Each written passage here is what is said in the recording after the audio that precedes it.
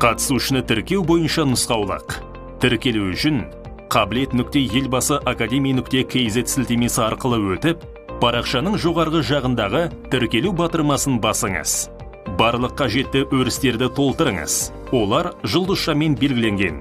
Ұялы телефон нөмірін енгізіп, телефон нөмірін растау батырмасын басыңыз. Сізге SMS-код жіберіледі. Оны қалқымалы терезеге енгізу керек. Егер 5 минут ішінде сізге SMS-код келмесе, кодты қайта жіберу батырмасын басыңыз. Телефон нөмірін растағаннан кейін, әрі қарай батырмасын басыңыз. Тіркелу үшін қосымша ақпаратты енгізіңіз.